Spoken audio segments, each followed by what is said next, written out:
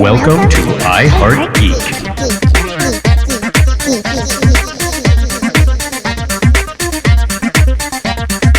And welcome to another episode of I Heart Geek. I'm sorry, I'm going to need a few minutes. I am trying to finish my bowl of Mr. T cereal. Oh. I pity the fool who doesn't like breakfast. Who doesn't like breakfast? When it's served with a mohawk and and love for your mama. Oh, that was funny. How did we get to this? Because Pee-wee eats Mr. T's cereal in the morning, beginning of Mr. Pee-wee's Breakfast. Big Adventure. Yes, he Good does. morning, Mr. Breakfast. You know, Yes. I watched that I was movie with you. once. I was with you, PB. Awesome. I'm glad somebody was. We're talking Tim Burton today. We're gonna Better go, than me trying to sing the Beetlejuice theme. It was either that or Men Are Black. I couldn't figure it out. They are similar, actually, Right. yeah. We're going all over the board today with Tim Burton stuff. Yeah. Tim Burton. People are really excited and going to step on each other. I can tell that already today. We'll try not to. Well, we always try. I think that's the. So let's introduce the panel real quick. I'm Dub, and I will be editing this mess. It's no mess. I am Sean, and I am the bearded wonder. Oh, the bearded wonder. So it's not Sean and his amazing beard anymore. Now it's just Sean, the bearded wonder. Now, It's now gonna you're be one something person. about the beard. Well, yeah, it's nice to nestle in. Yeah, absolutely, absolutely. I hope you guys watch the commercial and you know what I'm talking about. That's right. That's right. You know, after this, I'm actually going to go to Edward Scissorhands' barbershop, and he's going to do a topiary. You have out of my scissors beard. for hands. Worst line ever made. That would and we'll actually discuss that later. That would actually be cool if you did. If you had a Edward Scissorhands design Into my beard. placed into your Into your beard, beard. that would be amazing. And then you have problem Freddy is- Krueger right next to him. If you've ever had a long beard, it would only look good the one time. Right. Never again. Next Then try to morning, grow that after bad boy back. one night of sleep. Darn it! That's right. I'm Miss Geeky Page. And you are you're full of energy and vigor today. Because, sandworms, I love them. Yes, we know. So you don't leave your house much except to come here, which I guess is a safe road. Yeah, there's no sandworms. There's no sandworms. There's no sandworms on the way here. Well, aren't they on Saturn? They're not on the 215, so I'm good. Right. Wait a minute. Tim Burton did Tremors? Don't we all wish? Dune. He did Dune. Oh, okay, there you go. No. I don't would know. say that sandworms are only on Saturn, but it's come to my attention that there's one at the Neon Museum right now. Ooh. So Oh, there might be something on Instagram about that. Sweet. if I go. If you don't now, with all this buildup, I don't think you have the ability not to go at this True. point. So check the Instagram out, which Courtney's going to be doing, and there's going to be all sorts of There might Tim be some Burton Tim museum Burton stuff. No, there's not a might. There will be. There will be Tim Burton stuff. Might be overkill. No such thing. I'm PB&Jason, and since it was such a long time to get to me, I was able to take my empty bowl from my Mr. T cereal to the sink, stop by the restroom, and then come back to the show. Did you drink the Mr. T milk? Oh, Out of yeah, the- absolutely. Yes! I pity the fool who don't drink the milk. What color does the milk come out to? Does it stay white? I don't know if Mr. T's cereal had color. It was sort of corn Ew. colored, and So I believe it had M's, it's R's, mush. and it had M's, R's, and T's in it. No, they were just teas. Oh, it was It's just just T's? T's? Yeah, it was Okay. just teas. When it's done, it tastes like tea. That would be the best. Oh, that's Okay, awesome. so we couldn't decide who our sponsors were today. So now all the listening audience, by applause, we have two different sponsors, and we're going to have, let's see, Sean, you give us the first sponsor. I Heart Geek is brought to you by Bee Juice's Bioexorcism Company. When you absolutely have to get the living out of your house. Fair enough. That's good. That's I'm good. kind of the audience. No. No, it's got to be the listening audience, and I'm going to hear them from the future when they're listening, and I'm going to tell you which one wins. He has a Okay, power. so Courtney, give us our second. I Heart Geek is also brought to you by S. Todd's Barbershop on Fleet Street, conveniently located atop Mrs. Lovett's Pie Shop. Try the priest. No, see, now what are you reacting for? I'm not reacting. You are too. I'm listening. I'm You're listening to our reacting. audience doing cheering and booing, and I think this one's going to be too close to call. Let me say. That's such a weasel answer. Let me say, I thought you were both spectacular, both of you. I wouldn't be able to decide which sponsor. So, Mr. T, Beetlejuice, and Sweeney Todd's Sweeney Pies. Todd walk into Mrs. Lovett's Pie Shop. And that's all I got. That's what you. Okay. That's all I got. Our intros, our sponsor sounded like a joke to me. Well, there's a reason for that, because they always are. Unless you go to www.redbubble.com and you buy some of our gear, which you should do. And that's never a joke. That's never a joke. You'll be a cooler person, and that, again, not a joke. There's a second graphic. There is we have 3 graphics now. 3 of them now. 3 total. I was once legitimately a sponsor for this show. Yes, you were our first sponsor. I was. You I was were. the first sponsor. And that's how you got a hosting job, I guess. That's you right, kind of that's bought your way in. I totally remember. I remember, like, Kaj was talking about friend. He shows me a picture of Grizzly Adams. Nice. Nice. Yeah. And we That's the said, perks, he's a guys. cool guy. And then we just ended up by bringing you on. All of a sudden, I just appeared. It was the weirdest thing. It's Like a what am I wizard. doing here? Yes. Nice. What, did we summon you or something? That's right. Must- That's must- right. So, I don't recall a basket of You flame guys and were a candle. Grizzly and some- Adams, Grizzly Adams, Grizzly Oh, Adams. yeah, there you I was go. like, it's showtime. now let's get into kind of the meat of the conversation we're going to be having today, which is Tim Burton and his fantastic world. Before we get to anything, I want to ask this question: what is it that sticks out to you personally when you want to watch a Tim Burton movie? What is it that you want to see about it that's just like, that part is so cool, I need to see more Tim Burton? Visuals. Visuals, like, Yeah. but go a little deeper than that. What about the visuals? The color palette, is it? All of that, all of the visuals encompassed into the visuals, because no one does visuals like him. The closest person, and I think we mentioned this before, was at one time Alfred Hitchcock. Did visuals, and I believe that Tim Burton kind of is the newest version of kind of the Hitchcockian visual in a lot of ways. I'm having trouble seeing. I'm not saying you're wrong. I'm having trouble seeing that. Just because with me, it's when I'm thinking of the visuals with Burton, it's the bright colors. It's the way things move. It doesn't move like that with Hitchcock. No, I didn't say that the one was a clone of the other. Oh, no, I I'm said not- one is an inspiration from the other, of things just kind of being a little bit off, things being a little bit off center, a little bit warped. Now Hitchcock did it a lot more subtly, but Tim Burton does it too. Edward Scissorhands comes to mind as one of the prime examples of that, because that neighborhood with the haunted mountain at like the end of the cul-de-sac was visual brilliance, and that totally reminded me of Hitchcock type. I feel like Adam's Family Things. to me. Geeky Page, are we talking about the Hitchcock superhero movie with Will Smith? Or? Yes. Oh, perfect. Wah, Okay. wah. No, along those same lines, I totally agree with you, and I think that mine kind of follows in the same vein, which is you always know that you're going to go to this slightly off-kilter, slightly off-center, bizarre Alice in Wonderland kind of world. I love his whole aesthetic, and I love the fact that conceptually it's always going to be this kind of like romp through a slightly darker reality. Right. Not in a scary way, not in a horror way, but just in a Weird. Tilted. nightmare Alice in Wonderland Yeah. skew. Yeah. I just love it. Does it feel nightmare to you? A little bit depends on which one, but Okay. yeah, absolutely. Fair enough. I mean, shrunken heads and sandworms and people ripping off their faces, Well, and the hollows and Mrs. Peregrine's, because that ought to scare the snot out of any little child.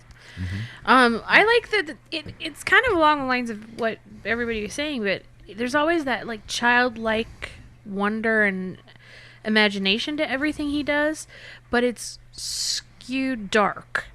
So I mean, it's you get Frankenweenie. Yeah. And you get. I mean, Beetlejuice is a fairy tale in a way, but then you've got Beetlejuice himself, who is funny, but he's actually very dark and very scary if you think about And it. Like, if perverted. right, and if you sit back and you watch, and you're like, it's actually pretty frightening character. Well, he's a villain. He's a villain. I know, but you have villains, and then you have He's a Freddy Krueger villain. not so scary villains. Yeah. And the thing is Beetlejuice sometimes is viewed as a not so scary villain, but if you look at him, he's terrifying. And that's why they changed him for the musical, because he's not the same Beetlejuice. Well, that we initially know and they love changed him for there. the cartoon. Oh, that was the really? first- Change that was the first musical's change, even yeah. more changed than it is Right. in this. So I mean, it's like you have. Yes, I understand what you're saying. Yeah. You have villains, then you have the not so scary, fun child fairy tale villains. He kind of with Burton, his stuff kind of straddles both worlds, which is kind of fun. Yeah, everything I is agree with that, angular and tilted and slightly crooked. Yeah, I love It's it. just like even his Gotham was slightly more askew. Yeah. You know, Yeah. like he just Batman. What his take on Batman was Batman. If you've never read a Batman comic, yeah. But it still felt like a at the comic time book. it was very important. And the thing is, it still felt like a comic book. Yeah. Yeah, his two Batman ended up feeling like comic books on film, which is a rarity, even in our age of Yeah.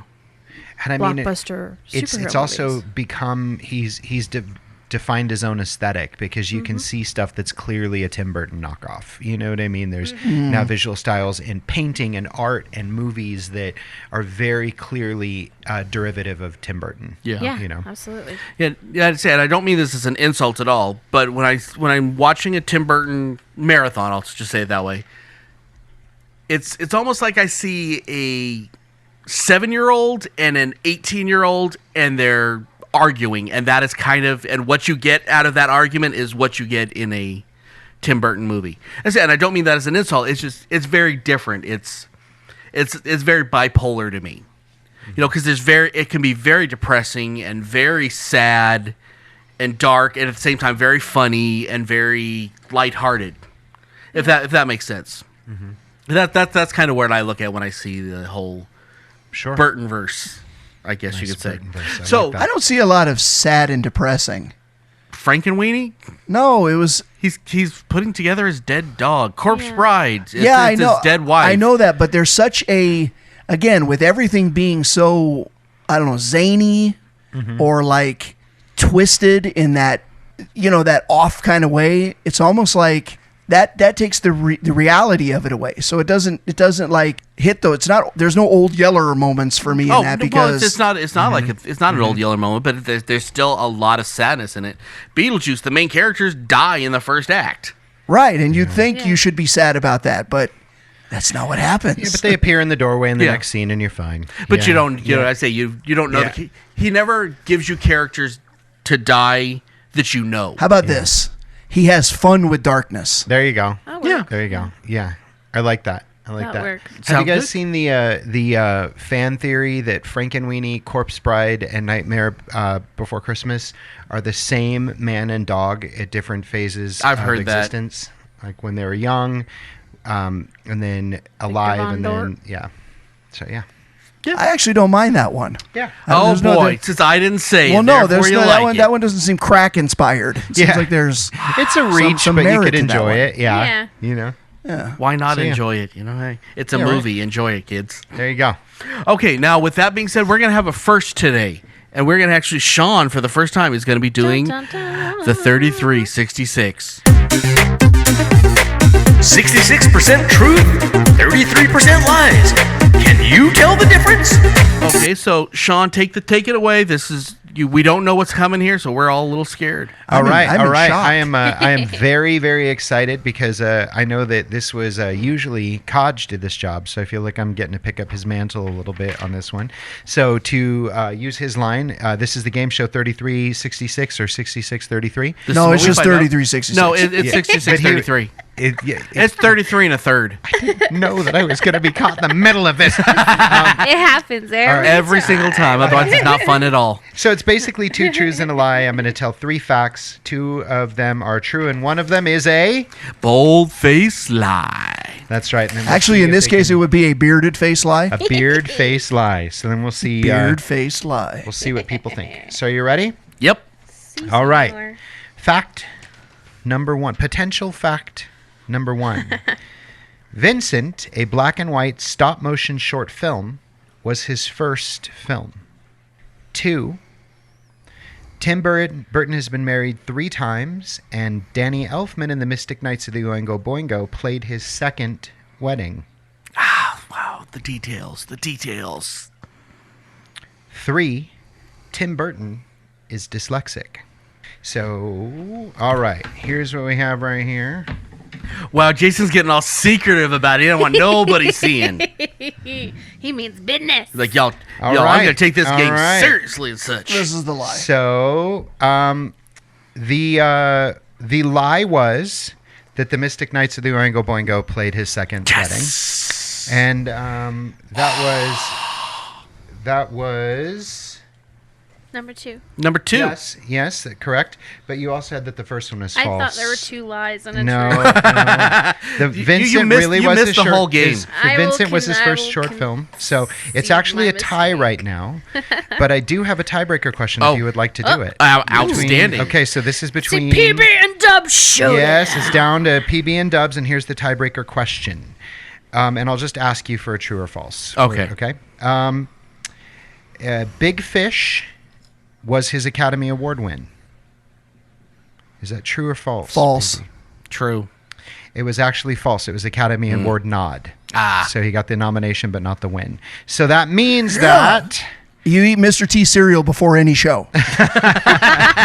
PB is our winner. I like how Yes! I like how that worked. He's our Franken winner. Frankenwinner, yes. So this is not as Frankenweenie, I guess. Oh. So that wasn't too painful, right? No, not too bad. Not bad at I all. loved it myself. I thought it was awesome. Nice. One of the best one of those I've ever played. You know, he says that every time he wins, but if he would have lost, it would have been an entirely Would have been different awful. story. Would have been awful. Like, worst show ever. You're not doing this again. No, this would be him. Yeah. See, there's no way I'm going to win this 33-66. Hey, Sean, you can do these anytime. I think you're doing a great job. Nice. Oh. Nice. Hey, there you go. Hey, Kaj, how'd I do? Throw out a comment.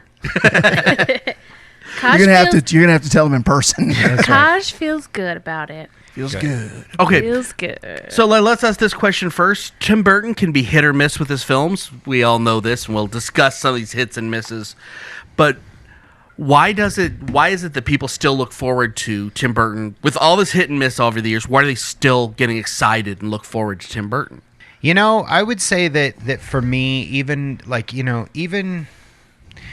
bad pizza is good pizza, I believe is how the expression goes. Yeah. I know where you wanted to go with that, so I'm Yeah. impressed. Good job. But like even his bad stuff still has merit for me. Like there's still stuff that I enjoy, and I would also say that when he hits big. Yeah. So it's like it's always worth rolling the dice. Like I'm going to show up because when it's good, it's not good, it's amazing. But when it's bad, it's pretty bad. One thing I've noticed about his work over the years, and this is my opinion, you guys can agree or not, when he presents something that came from his own mind, it usually is a big hit. When he redoes something or does something that has previously done before and he does his version of it, that's when he tends to miss. Batman might be the exception, but with other things that he does, that's when he tends to miss. You know, we're a geek show, so let's hit on this for a minute. The Batman. So much wrong with that movie. But probably, to me, one of the most important Batman movies that I've personally ever seen.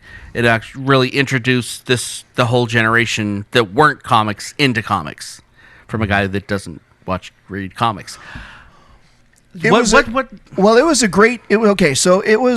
the way I think of Batman, his two Batmans that he did, I think of those as Tim Burton's Batman because I don't really equate them to the true comic canon of Batman. But without those two movies, we never would have probably gotten the greatest Batman of all time, which was the animated series. True, because true. that was those two movies were the biggest inspiration for the animated series. Taking the Neil Adams and then mixing it with the Tim Burton. It was Dini that did it. Yeah. Tim Burton's Batman was great from someone who really didn't know the character. Well, you know? well, like I said, it's Batman if you've never read Batman. But it's like it took Batman and it kind of Burton did it. You know, it made it crooked and a little weird, and he didn't go. He used some Frank Miller inspiration, but he didn't go Frank Miller dark. But he did that whole thing. We thought it was. Well, at the time, we thought that was as dark as Batman could ever be. Yeah, kind of. But he did that. He had fun with the darkness again. And that's the thing, I think, to kind of piggyback on what you're saying is, cinematically, if you think up until that point in time, the only version of Batman anybody ever had cinematically was Adam West. Yep. Was the jokey, goofy, silly Batman. Right. I think we wouldn't have the Dark Knight cinematically the way he exists today if it wasn't for Tim Burton's version of him. And I'm not talking comic book wise.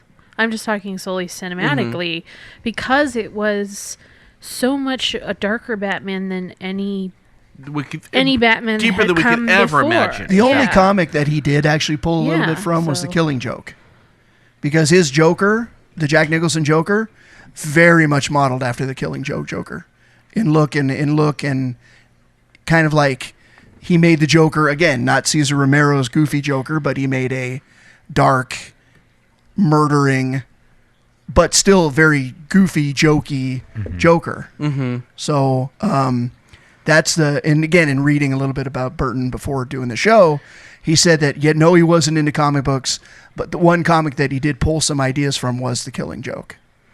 Well, because I mean, last I heard was with the Kevin Smith. We're all pretty familiar with the Kevin Smith issues with Tim Burton and the Batman and all that. Yeah. When he said literally, "I've never read a comic book. I will never read a comic book," and this is hot off the heels of after Batman. Mm-hmm. That's something that I hold as a kind of an issue to as a comic book geek. I'm like, yeah, that may be true, but don't say it. You know, is that wrong of me, or is that... You would almost have grounds for criticism if it wouldn't have been so amazing. If he wouldn't have pulled it off. Right. I mean, he totally pulled it off. So some of it, yeah. Yeah, you know, I'm going to begin by saying that like I do know my comic books. This particular comic book series is not my area of expertise, so I feel a little like you're out of your depth, Donnie. Oh, you know what I? Yeah, but no, we're fine. with this, so that's why I've been kind of quiet. But I would pose the question that, you know, as an actor, I don't research other performances of a character Really? that I'm going to play. I don't. And the reason why is because I want it to be completely authentically mine. I don't want something else to inform Fair the enough. decisions I'm making. I want them to be organic.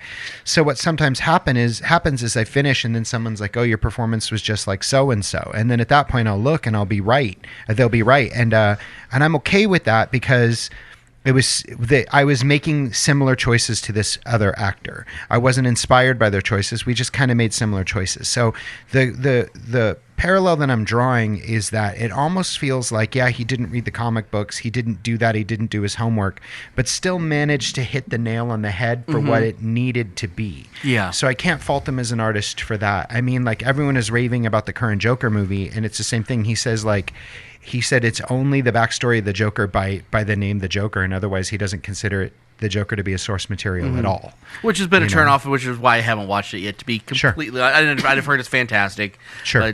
But that to me, it's insulting to me. And the other thing that I admire Burton for in relation to Batman is when everybody, including people in the studio, his closest people, were telling him that Michael Keaton was the wrong choice. Oh, he was the right choice. He backed Yep. him up. Never wavered from backing Michael Keaton up. And I'm glad he did. Well, it's something I've noticed, and this is something we'll talk about a little bit later, but Burton seems very, very loyal to certain actors, and that's... Sure. I mean, no matter what, that's... You'll see them. What's good about that, though, is he is loyal to really talented actors who are chameleon-like in what they do. Yeah. I mean, because, like, we'll take Michael Keaton. He's been Batman, and he's been Beetlejuice. Those are two really different characters. I mean, and he made Johnny Depp. He discovered Johnny Depp by watching 21 Jump Street and pulled him out of, like, that kind of pop bubblegum TV and turned him into a character actor. Yeah. You know, Exactly. and he was impressed by his work in that show. So to have that kind of insight and foresight to look at this guy and go, man, there's something in there, you know? Yeah. I'm glad he used Johnny Depp in a lot of the situations he did. I do think he overused Johnny Depp a little bit. Kind of do think he oversaturated And Johnny Depp a bit. Helen Bonham Carter. as Well, that was his squeeze. You know, Yeah. what can you... But she's still with him. She's not with him anymore. But Yeah, but at the time, I want to be in the movie, Tim. Okay. fair, I mean, that aside. The only time it bothered me was Sweeney Todd. Yeah. That's just because I have done Sondheim musicals in my lifetime. Do not give me a Sondheim musical with people who can't sing. Oh, yeah. Well, sure. Fair enough. Yeah. So, So I mean, that music is hard for people who can sing their butts off. Right. You know? Yeah. Now, something that I I personally would have liked to have seen Burton get his hands on as a franchise. I would have liked to have seen him get one of the Harry Potter movies. I think he could have done absolute magic with probably the Half-Blood Prince. You don't agree? No, not at all. Again, he misses when he tries to redo things. Yeah, I'm trying to see, like, all of a sudden if we took Hogwarts and it suddenly had the feel of Tim Burton, and I would worry that he couldn't stay as He true couldn't to stop the vision. being himself. Yeah, No, because Hogwarts vision was already has a created. feel. exactly. And I would not want his feel to usurp the role, Yeah. the rolling feel. I'll tell you, I would love to see him pair up, and I mean, and he's proven himself to not need a director recently, especially. But I'd love to see him pair up with Neil Gaiman. I think that they just like that whole twisted Alice in Wonderland thing. I think that those two together, like if he They could have a very adapt similar some of his aesthetic. books, man, Yeah. it would just Yeah. be lovely. No, A Stardust done by I love yeah. Tim Burton. Or never wear, Never. Or something original. a Nancy Boys. Yeah. or something Nancy original. Do something yeah, undone. something brand new. See, I'd be more into that. and have him write for him. Yeah. That'd be amazing. The I mean, and I know it's not a Neil Gaiman show, but Good Omens was brilliant. So he doesn't need. Well, that's it, but partially man, Gaiman, it would but- be, yeah, but it would be just awesome. To I see just, what they would do my wife together. and I just finished watching that. Honestly, I don't good. see them being able to improve on that one. To be completely fair, Sure. because I mean it was so good. Yeah, absolutely. That one reminded me so much of Douglas Adams. There was so much Douglas Yeah, Adams very much, influence very much so. in Good Omens. Yeah. So let's talk kind of some of the misses. Now, this is a miss for me, and I know a lot of people loved it. And I'd like to get your guys' take on it. The Alice in Wonderland and the second one, I found them to be absolutely unwatchable. A lot of people loved them. I don't know where you guys stand on it, but to me, that was such a huge miss as far as Tim Burton goes. Too over the top. The opinion I would offer there is, yeah, it probably had too much Burton. It's like let it be a little, let it. You took too much of Carol out of it. It was unwatchable. and made it too much Burton, in my opinion. To me, it's hard to even sit through. For me, unwatchable is a little too far, but it wasn't good. It wasn't good. How to get a sequel then? Yeah, right. But this is again, funny. see, he has such a he is not subtle. He is not subtle. There's nothing subtle about Burton. So when you take a visionary who's not subtle and you place him remaking something that in itself is visionary and not subtle, you're going to have a problem. I just think that that's when he runs into problems. That's why that one and Planet of the Apes and a few of the forgot about that few one. of the other ones that he did where he remade someone else's, very visual idea. That's when you run into a problem. That's why he's so good when he creates something, because there's no other previous visuals that we kind of have in our head that he then changes to his, and it seems like it screws it up. Yeah, there are people that listen that may or may not have been involved in this, so I'm not going to get into specifics, but I'm going to say that there is an adaptation of a movie done as a play that I saw, and I remember watching it, and I loved the movie so much that, like, even though the play was okay, I enjoyed it because I loved the movie so much that, I could hear the actors and, and I had this draw to it. So the point that I'm making is I think it would be interesting. I wish that we had Blythe on this show because I would be curious to see. So what the point I'm getting at is Willy Wonka, right? I didn't hate it.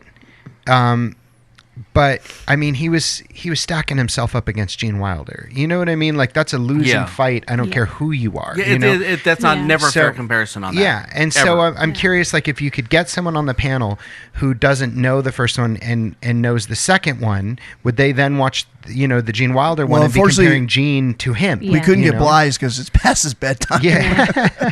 So, Blythe, I know you are listening to this because you're editing this Right. on YouTube. Make sure that you give us a little feedback on it. I'd like to hear. Yeah. Okay, so here's an interesting thing about that. Okay, Gene Wilder's Willy Wonka is a completely different, It's not even similar. creation from Charlie and the Chocolate Factory. Tim Burton in this particular case actually went stronger It's much to the closer source to material Yeah. to the source and got much material. closer to the weird source kind material. of And that's when we awkward- discovered that no one liked the source material. Right, and it's then not good. And unfortunately, one of the times that I think he actually kind of did it right, it worked against him because the older Willy Wonka is just such an iconic. It's definitive, and anything is going to fail in comparison to it Yeah. in our heads. Yeah. It's that nostalgia lens that we brought up Right. in shows And past. I think that might be part of the problem. I'm not sure it's that he can't take something that's already been done and do it over. I think the problem is things he tries to do are so iconic in and of themselves. right. I can agree. Because we'll talk about Dumbo, because I watched his Dumbo for the very first time. I'm sorry. That one is nigh unwatchable. It is visually beautiful. Parts of it are visually beautiful. Like the whole Dreamland, which is this weird stylized version of like Coney Island and Disneyland smashed together. That's beautiful. This turn of the century kind of amusement park thing. And the costumes are gorgeous, and the circus sequence, but the entire soul and joy and happiness from the original Dumbo is gone. It's completely gone. But It's because he if has you no hadn't- innocence. But if you hadn't seen it, if you're not 100 years old like I am and have seen the original Dumbo all those times, Who hasn't seen Dumbo all those my nieces times? haven't. If I show them the Tim, but they're 5 and 3. Okay, fair So enough. if I show them the Tim Burton one and then I show them the cartoon, which one are they going to prefer? So maybe it's because the projects that he chooses are so iconic in and of themselves, like Willy Wonka, No, that's like Planet of the Apes. Right. Yeah. That's really good insight, because I think that to say that, if he's using someone else's material and then creating forward from there, that it fails. But then I would say Big Fish was a novel first. Yeah. And Big Fish, for my money, was beautiful. It Yeah. was stunning, Honestly, So he hit on that one. Yeah, he Well, hit I on that one. remember- but That's it good. wasn't something iconic and huge and known by everyone and Right. loved. visually, I remember that movie. I can't remember 1 second of the story. Oh, really? He's not- Oh, I love it. I don't like a lot of his storytelling, honestly. I like his visual. Okay. And that's what I love about Burton is the visual. Sure. Yeah, he's it's that town with the lights and the strung up lights and the things like that. It's just gorgeous. But I think that I have a at the time we were going through dementia with my grandfather, and so I think that maybe that's why it hit a little more home for me. But Yeah. I love the story. I think the story's gorgeous. I'm starting to remember bits and pieces of it, but Sure. Yeah. it's just I wish his stories were more memorable. If that makes sense. And I know you guys are all bigger well- Burton fans than I am. Well, no. What about? Well, let me ask you a question. So I would say that again, Big Fish wasn't his story. So did the book fall off, or do you feel that suddenly his visuals overpower his storytelling? I think his visuals overpowered. So he Edward doesn't deliver Scissorhands- the story well, is what you're saying? Yeah. Okay. No, and I'll say this: like Edward Scissorhands. Honestly, in all rights, it's a really good movie.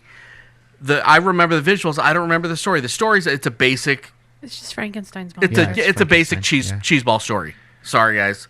But the visuals are so stunning in it that overlooks any bad storytelling, bad acting, which I'll get into later. Okay. Well, let me offer this, because to go along with that, which could be interesting, Paul Rubens saw Frankenweenie, and after seeing Frankenweenie, he went to Burton and said, "You are my guy to help me make this character's world." So there you go. Okay. Yeah. Paul Rubens knew the story, but he had Tim Burton design Pee-wee's world, Gotcha. and there you go. So basically, what we're saying is he's a more adept George Lucas.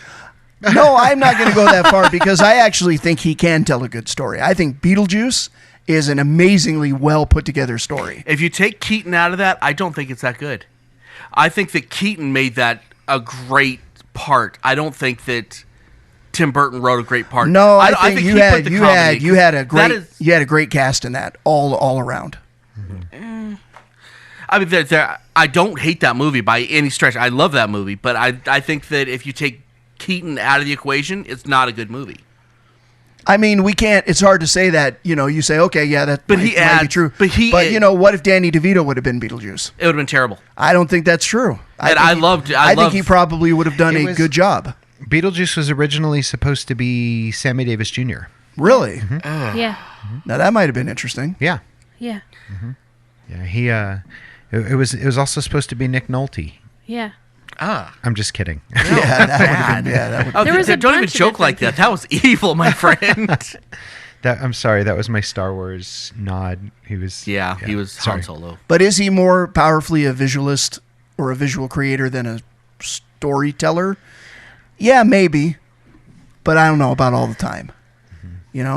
I think that when he goes into something like Big Fish, he stretches himself into storytelling territory and does a really good job. No, and I'm not saying it's wrong to like one or the other. I think that is his bread and butter. I just think I understand that's why I will watch this, for the visual. I want to watch it on a big screen. Try to watch any of these movies on a small screen. It's not that good. It's like watching Avatar. It's like, why am I watching this? The visual is better than the story, and I'm not insulting the man by any stretch of the imagination, but that's why I think that is the better part of it. So, I don't know why we're going on this. But I have a question for you. I have an answer. Let's see if they match. How do you guys feel about the industry green light on Beetlejuice 2? No. I don't think it needs to have a sequel. Yeah. No, it's happening. I know it's coming. Yeah, okay. I just don't know if I agree Is with he the doing thought. it? Yeah, Tim Burton and Well, Michael Keaton is Keaton's reprising. back, too. Okay. I'm okay. Then I'd be all right. Okay. We'll give it a chance. But We'll give again, it a do you chance. want to see? See, that's the other thing is old there's Keaton? there's a new Tim Burton movie coming out. Well, the last ones have been really crappy. That's okay. I'm still gonna go watch it. That's the other thing is he's able to garner people. Like, I can't remember really the last time he had a really good movie that was commercially successful but also critically successful. Do you think that Beetlejuice 2 is a tactic, that because of that he's going, I'm going to draw on a name of a movie that was successful? Do you think this is a move? No, I don't think he's like that, honestly. It's probably not him. It's probably the studio. Yeah. And then they're going to try to charm him and entice him in. Yeah. And why wouldn't he? Because Yeah. it's probably going to work, But with all the Burton excitement, I mean, I'm looking through the listener feedbacks. There's basically 4 themes that keep running the same things on everybody that put in. He's basically made about 4 really good movies, and the rest of them are just kind of like, he's coasting by on it. I'm Tim Burton. I'm so goth. And that, I said, there's nothing wrong with that, but I think that we. What do I want? I'm trying to. We kind of overvalue him. I think romanticize. That's actually the better way of saying it, because I don't want to say he's like a hack, but I think we definitely romanticize him more than he is. I don't think he's the great filmmaker. Well, He's good. He's better than I could ever do.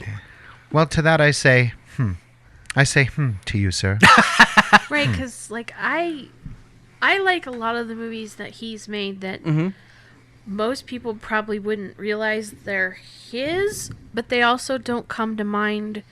When you say Tim Burton, they're not the things that come to everybody's mind. The first such as Ed Wood. Ed Wood is one of my favorite Tim Burton films of all time. But that doesn't feel Tim Burton at all. I'm not gonna. It feels Ed totally Wood, Tim Burton. yeah, it to me. does. Okay. Ed Wood And is so like- does Mars Attacks. Yeah, Mars Oh, Attacks. that is I love Mars one of my Attacks. favorite movies ever. By the way, I actually enjoy Sleepy Hollow. I love Sleepy That Hollow. was decent. I thought it was decent. I think it feels a lot like it doesn't follow the Washington Irving novel, but it feels like the Washington. Fair Irving. enough. it was interesting. So I tend to really, I really enjoy the Tim Burton stuff that not everybody else really that's fair. enjoys. Ed Wood felt like Tim Burton's Woody Allen phase. Yeah, I feel like That's actually a really good way to I put feel like it, too. Ed Wood is his Ed Wood phase. Yeah, that's fair. Yeah. So. Nice. Okay, let's move on to our listener feedback.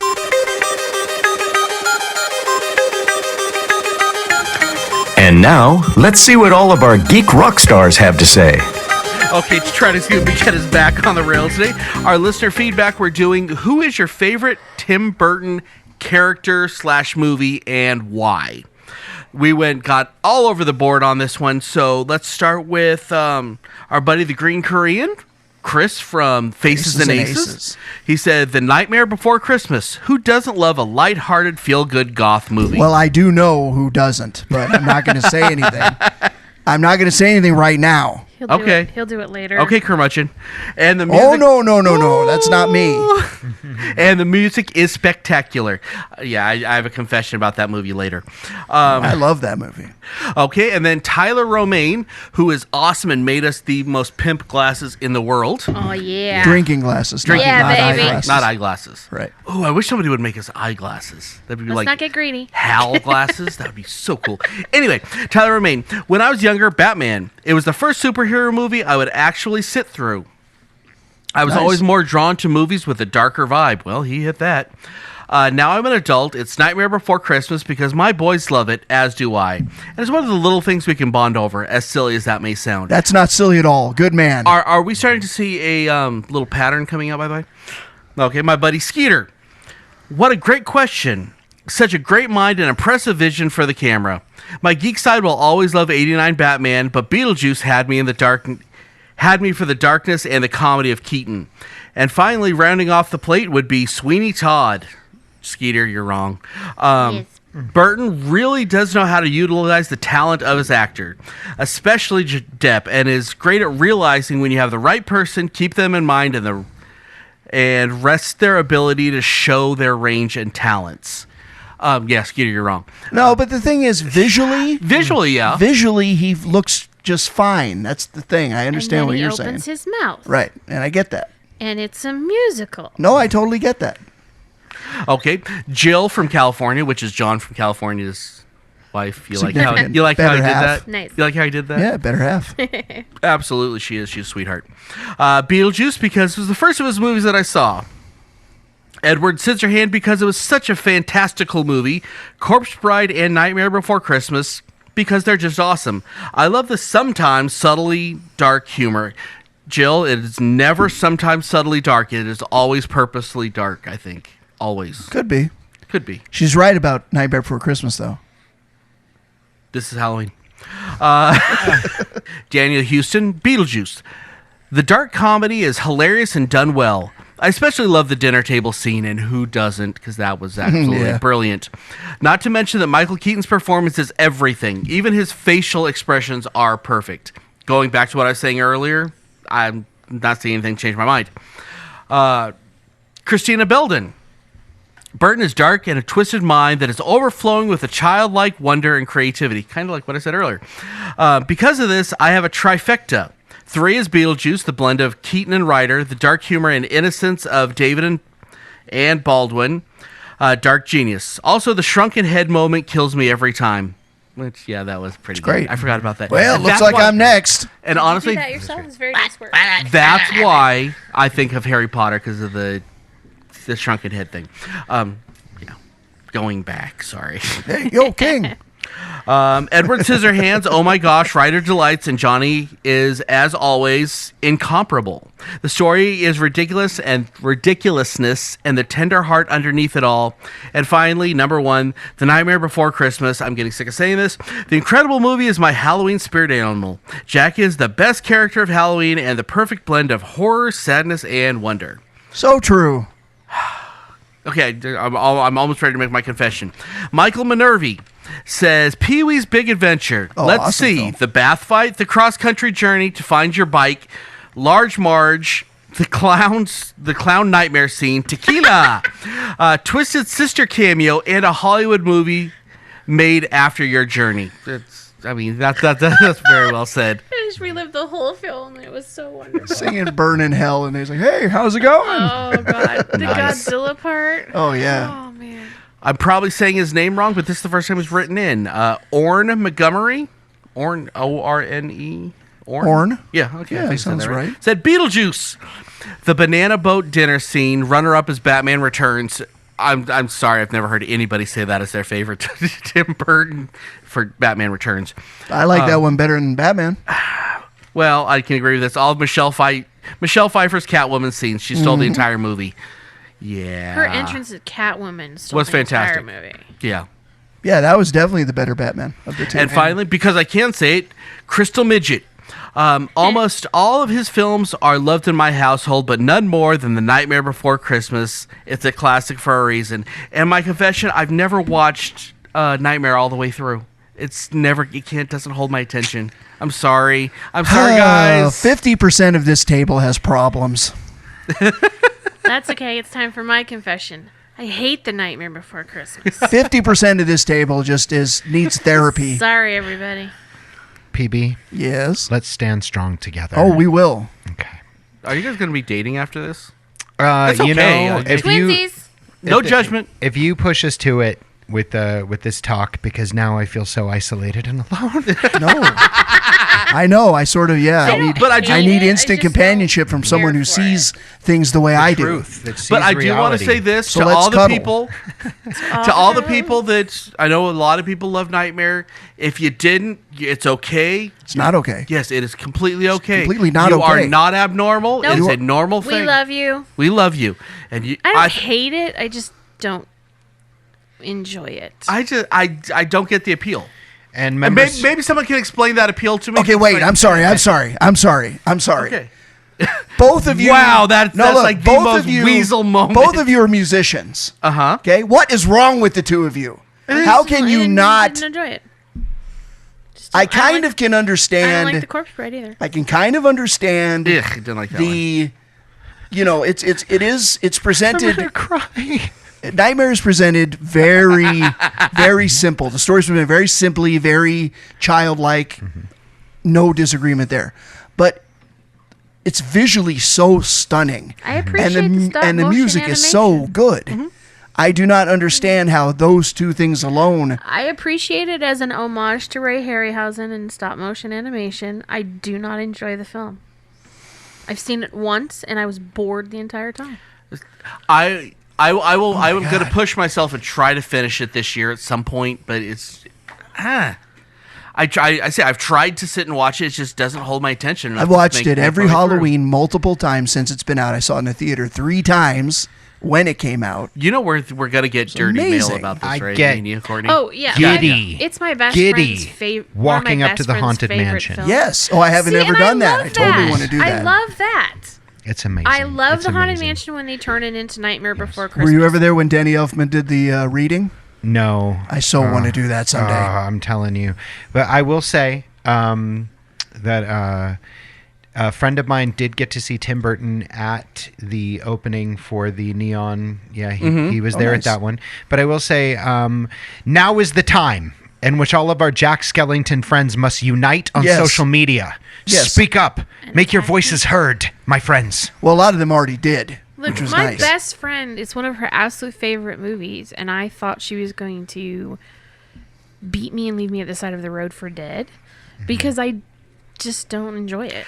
well, If I honestly, can survive her not killing me, ain't nothing y'all can do that's gonna bother but it doesn't really help when the kind of butthole attitude of people that are like, you don't like it. I'm like, Oh, I just I don't don't say I enjoy didn't it. like it. But that doesn't help. I didn't say that you were wrong and terrible and horrible because you don't like the Planet of the Apes. I like the Planet Ew. of the Apes.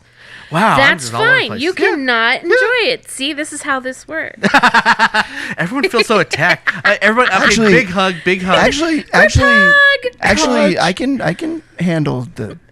Kodge, I criticism. need you. I need you, Kodge. Mom and Dad are fighting. I don't like it. I don't like it. On to happy stuff. I'm just gonna plug my ears. This is Halloween. Halloween. Halloween. Well. What have we here? I feel so much better. Thank you, PB. Okay, well, thank you to everybody that did do your I writing in. We enjoyed appreciate that. it so much. Your feedback is invaluable. It makes the show a million times better. And thank you again. And Thank for you, everybody thank that you. I didn't read, sorry. Trying. And it's not a slight on anybody. We get a lot of feedback now, and you can see the extra discussion that goes into it. So with that being said, before we kill each other, let's go on to our main event.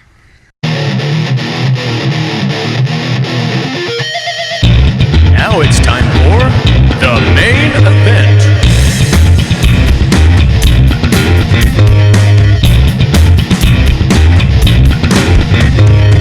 Okay, for today's top 5, we are doing our top 5 favorite Tim Burton creations, whether that be movie, character, set design, just a visual, because that's what he's good for. I'm just kidding. I had to throw that in there. Okay, so I'm going to start with my number 5, which is honestly one of my favorite movies, period. Not Tim Burton, like ever, because I love the movie, is Mars Attacks. All of it. There's not a creation in it. Everything about that movie is just perfect to me. Love it. It was made off of an old comic book, and hey, you must have read a comic book. I liked it a lot. I said this before. It had one of the scariest moments I've ever seen in a movie. The dog woman? The woman with Jack Nicholson. Oh, that's... Oh, yeah. When she walks. No, the one that Martin Short, the alien, the really tall alien lady. Yeah? No, it's with Nicholson. It's with Martin Short. Is it No, Martin it was Short? Martin Short. Martin Short was the one that was going after all the hookers, and then it bit his face off. Yeah, remember Martin Short was the Or she bit his face off. politician. Okay, and she walked really... Yeah. And then she bent down. And that walk was so And that was cool. with Martin Short? Yeah. Okay, that was... Yeah, okay. That was the walk scariest was one. so cool how they did Scary. that. Speaking of Like- nepotism, that was his girlfriend at the time. Wow. He does that a lot. And I'm like, I get goosebumps. I'm getting them now thinking about that. All right, my number 5 is, this was my all-time favorite Disney movie, and he was an animator on it, was Fox and the Hound. Nice. Really? He was an animator. That on Fox was and the one of Hound. those early movies that made an impact on me. Yeah, I love that movie. It's You're my best yeah, friend. You're yeah. mine too, And you're mine Todd. too, Todd, and we'll always be friends forever. Yeah. Stop! I'm gonna cry. I Knock know, it off. right? I know. And actually, it's written. The book was written by one of my favorite authors, Dan Mannix. So, but yeah, Nice. Tim Burton was an animator on that, and I love him for it. Cool. Nice. Batman, 1989 Batman. Okay. I will fully admit that I probably would not be the giant comic book geek that I am now if it wasn't for Michael Keaton jumping in the Batmobile. Fair and enough. Saving the world from Jack Nicholson as the Joker. Nice. So the modernized Hitchcock visuals, like I said, especially in my opinion, in Edward Scissorhands, which I thought was a really great movie with probably his best visuals, in my opinion. Fair enough. What are we on, number 4? This creation is incredible. He's able to cram Johnny Depp and Helen Bonham Carter into everything and anything, and that's its own talent to me. That's fair. I like it. My number 4 is a line from Pee-wee's Big Adventure. Is it I'll Be Your Huckleberry? Oh, wrong movie. Wrong movie. Sorry. I'm I a love loner that dot. line. I'm a loner dotty, a rebel. I love I've that seen line. things that I you love wouldn't it. understand. You What's that? shouldn't understand. Yeah. Couldn't understand. And then as he's leaving, when he's giggling to himself, it's the best. It's so good. Yeah. And she wound up being one of the voices on Rugrats. Oh, nice. Really? Yeah. Do you know which one? I want to say, is it? I don't know the Tommy? show. Tommy. Yeah, Tommy. Outstanding. Yep. Dottie. Who are we on? Me. My number 4 is his collaboration with the Killers. He's done 2 videos for Really? the Killers. Yep, one's called Bones. Are they pretentious? No, they're full of skeletons. They like Bones is very much like a music video version of Jason and the Argonauts. And then the other one I think is called Here and Now. But and it's got Winona Ryder's in that one. But yeah, it's when you watch them, you can completely tell. Oh, yep, this is Tim Burton. Tim Burton did these. That's cool. Probably. I haven't seen them, but Yeah, they're neat. You can watch them probably on worth seeing, YouTube. definitely. Nice. My number 4 would be the Michael Keaton Association with Tim Burton to bring us Beetlejuice and Batman. 2 brilliantly realized characters by him, and that's a good partnership. Partnership I hope to see again in Beetlejuice 2 when it comes to theaters near you. Nice. My number 3, and it's a Beetlejuice thing. This isn't something that people usually pick up on, but I find it really interesting. It's the upsmanship between the real afterlife, how weird it is, and Otto's vision for this house, which is more bizarre than anything in the afterlife. And it honestly, it almost feels like they're competing with each other. And I found that it's just such an interesting dynamic that no one ever talks about, but I just really love that dynamic because Otto is so weird. Yeah. and I mean, just his designs and everything about that is so weird, and it rivals. Yeah. Yeah, see him. I mean, I know Michael Keaton steals the show, but if you think about that movie, Michael Keaton really does not appear all over that movie. He's only in there a couple times. The movie is carried by Catherine O'Hara, Yeah. Otto, Who's a genius. Winona Ryder, Alec Baldwin, Gina Davis. I mean, they make that movie work. You know, Yeah. totally. That's really compelling too. I want to go back and watch it and pay attention to that, Dubs. Like, it's something I haven't observed. If I'm making you think about something I want to see, I consider myself a success. I'm just saying. Nice. My number 3 is Edward Scissorhands, but it's specifically the care that he took in the relationship between Vincent Price and Edward. Like, just that relationship, it was slight, it was small, it was only a few scenes, but it spoke volumes, and it created so much depth for both characters. And also because Vincent Price doesn't typically get to be the caring, loving father, and though he was the Frankenstein doctor, he still got to be the caring, loving father. And it was just beautifully done. Like, it was heart-wrenching, the scene when he passes. The two parts of that when he Yeah. two parts of that when he takes the heart cookie and puts it up against the cookie cutter machine, and then when he's reading the story to make him laugh. Just brilliant. Yeah, well Nice. done. So that relationship is important. That's a great call. Cool. Thank you. My number 3 is the Alamo scene in Pee-wee's Big Adventure. We're seeing a lot of Pee Wee to Texas. today. Just because I love the fact where he's like, "Excuse me, when are we going to see the basement?" And then everybody starts laughing because there is no basement in the Alamo. I love the whole movie. There's certain parts in that movie just make me laugh so hard every time I see them. That's in awesome. The Alamo scene. Stars at night. Dottie, I'm in Texas. You're in Texas? Listen. Stars at So night are good. big and bright. Yeah, it's beautiful. Great movie. Okay, so we all know how important it is that Redford and Newman paired up, Frank Oz, Jim Henson paired up. There is another association of brilliance that benefited two people, and that is Tim Burton and Danny Elfman. Yeah, Two people that were meant to be together. Which I hate you because I should have put that on my list. That's. I mean, You're right. I was a huge Oingo Boingo fan before they started associating, and then just, gosh, what they've done. You could add Colleen Atwood into that because she does the costumes for all of his movies. Sure. Oh, Paul Rubens too. I mean, the three of them. Yeah. Because she's done every iconic costume that he's done. Awesome. Has come from her. Right. So she handles some of the visuals. Yeah. Elfman handles the mood. Yeah, it's awesome. So just an offhanded question: if Elfman doesn't meet up with Burton, does he do The Simpsons? Yeah. Oh, No, that's not being sarcastic. I mean, he That's got his first soundtrack gig on Pee-wee. Yeah. So, So- does he ever make it to The Simpsons? And I that don't is know. the most iconic piece of music in TV history. Yeah, I don't know. The Simpsons. I mean, Burton. He did at least 2-3 movies with Burton before he started doing other things. Yeah. So, yeah. So it's just an interesting question I always thought about. Okay, so what number 2? And this line is the line I always laugh at. It's the worst line ever recorded in movie history because I hate it. For one thing, I hate it when the title of the movie gets said in the dialogue.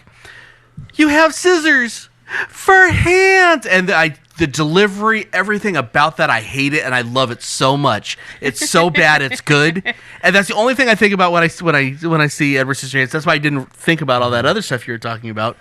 You have scissors for hands, and that's a big joke growing up. But that's so bad. It's so bad, it's good. It's like looking at a bulldog saying, "Oh, it's so ugly, it's cute." It's kind of the same thing. There you go. Poor bulldogs. Big Fish, the end. My number 2 is Big Fish. Fair enough. Awesome. My number 2 is Ed Wood. The end. Ed Wood. You guys work off each other. Jeez. My number 2 is Pee-wee Herman's Big Adventure. I love Pee-wee's which Big absolutely. The end. I'm sorry. I went through it. No, I can't the end that one. That one is so much of a miracle. I mean, Pee-wee had a career, would have continued to have a career. Mr. Herman. Yeah, would have continued to have a career. Herman. But he had to go to the movies that day. But the fact that that happened took Pee-wee to that level, to that next level. Yeah. And 1 foot long. Oh, that just changed the whole Johnny, movie. everyone has a butt. You just have a big butt. And I cannot lie. Number 1. Drum roll. It's Batman, but with guns. Everything that we always say that we would hate and about Prince Batman. music. And Prince, you know what? Shut up. I love that I love soundtrack. the Prince music. All of it. So good. I love Bat Dance. But Batman with guns, it's, well, it didn't really count because you didn't shoot, but, there's guns on the Batwing, so that's kind of guns. And on the Batmobile. And the Batmobile. But Batman doesn't use guns, I guess. And Joker died. But he did. The original Batman did. That's why I don't really have a problem with that. Because he did.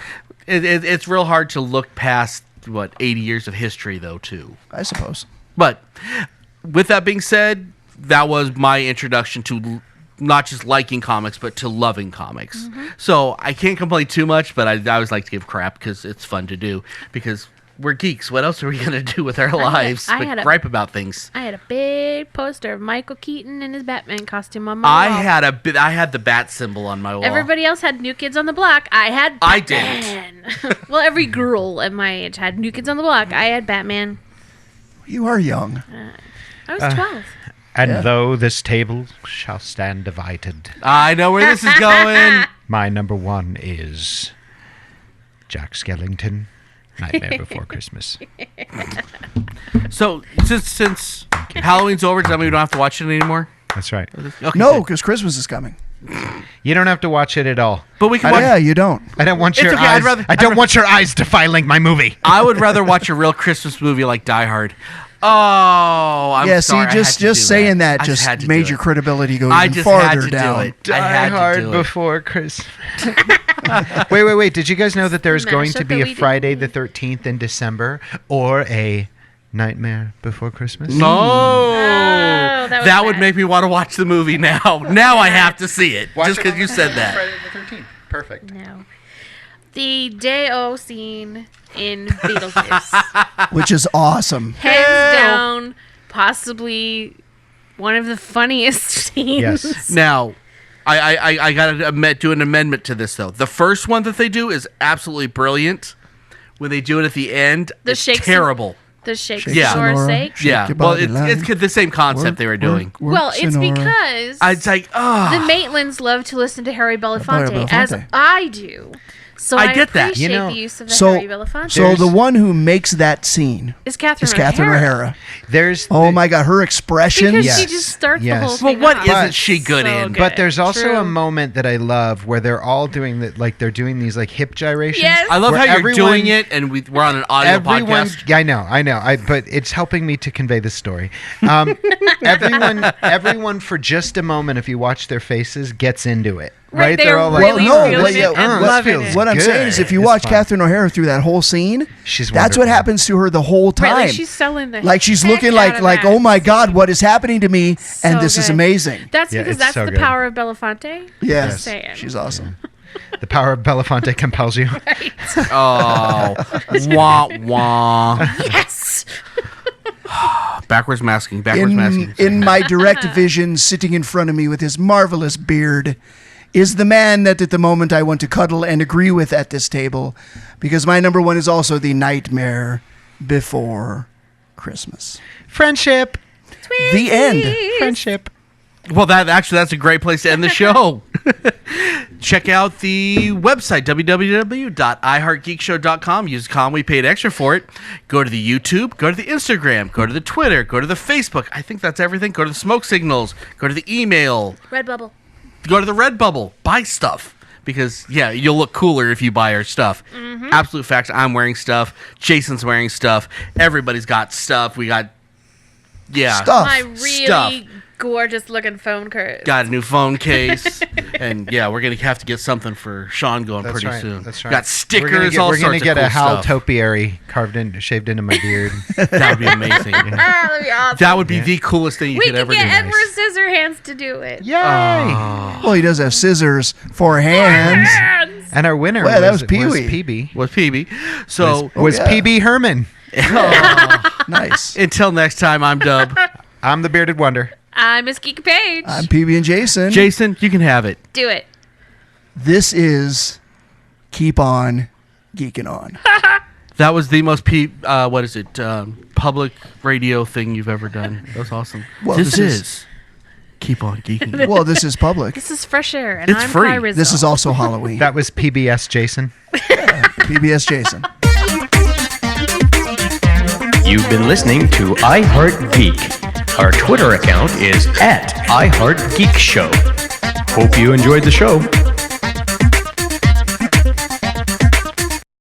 Okay, on today's. Wanna try again? Let me try that one again. I Yeah. feel stupid today. You just turned into Carol Channing for a A second. little bit. I don't know what you guys are talking about. Yeah, you just keep the laughing and outtakes. laughing. I don't know. I'm just going to keep doing this again and again. This is like the one good impression I've ever heard you do. Oh, the outtake. Never heard Carol Channing curse before. That's amazing. I bet you wish you did now. It's getting late. Okay. Flames. Flames at the side of my head. And that's Okay. Madeline Kahn, by the way. Madeline Kahn. Yes, I know. That wasn't Carol. God love her.